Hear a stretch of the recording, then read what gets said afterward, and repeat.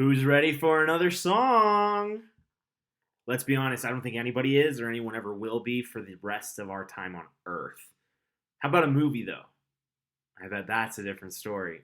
Most of you know by now that I absolutely love movies. I like really complex and intense movies. So if you've ever seen anything by Christopher Nolan, then you know exactly what I'm talking about. I really like animated movies. Right now, Darcy and I, during quarantine, are watching all of the Disney Pixar movies in the order that they were made, which has been a ton of fun.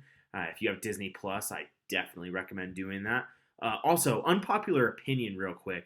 Darla from Finding Nemo is by far the most evil Disney Pixar villain of all time. And if you disagree with me, then you're still wrong. Sorry. I like superhero movies as well. Avengers Endgame was just a masterpiece. I can't tell you how many times I watched that movie and I still get giddy at the very end. It's amazing. But here's the thing, I'm not entirely positive where my love for movies came from. I know I've loved movies ever since I was a little kid. There's a lot of different pieces of movies and parts of movies that I like, but I can't really narrow it down to one thing. Like, I like movies because blank. Like, I can't do that. But there is one thing that I know is a pretty big draw, and I think it's a pretty big draw for a lot of us when it comes to movies, if you're one who likes movies, and that's movies do an incredible job of depicting the way an unlikely hero can rise to the occasion and save the day.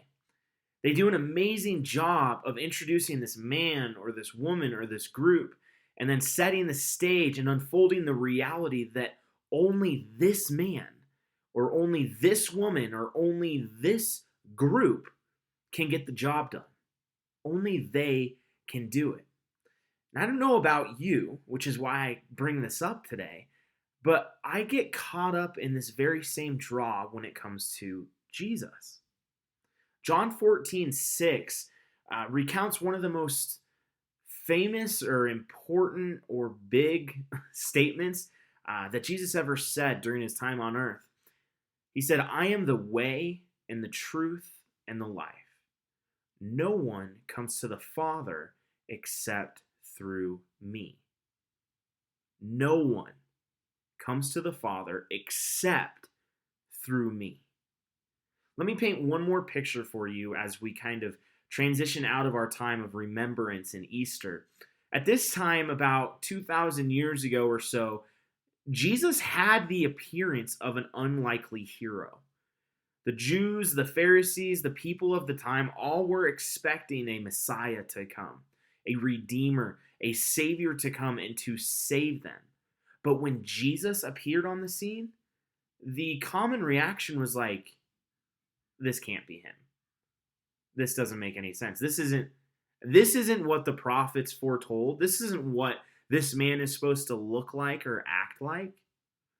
Yet, as his story plays out on the earth, it becomes very clear, not only to us as we watch the story unfold, but for some of the people, for the disciples, it becomes very clear that this man is the only one that can save humanity because he's perfect, he's sinless, he's without any blame. And then after his courageous sacrifice, he rose from the grave. That's something that only heroes do in movies. Like, you watch any given movie and the protagonist or the hero or the main character does something courageous and they die or they get hurt or something really bad happens, and then they come back to life or they rise victorious in this really, really awesome way. This is the exact stunt that Jesus pulled. Except unlike all of the superhero movies, which are fiction, this thing that Jesus did was reality. And it's by belief in this very reality that we are saved. Which is why Jesus says that no one can essentially return back into relationship with the Father unless they do so by belief in the only one who made it possible. So as we transition out of this time of remembrance of Easter, yet we still remain in quarantine, I think we've been given an opportunity to serve those closest to us in the way that Jesus did. So this weekend, I want to challenge you to serve your family in a way similar to the way that Jesus served us. Let me explain what I mean. Jesus served us in a way that only He could do.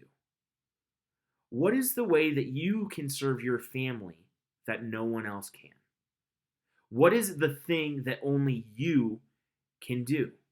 How can you show up for your family this weekend as a hero and give them a small glimpse of how Jesus showed up for you as a hero in your life? And last but not least, have fun with it.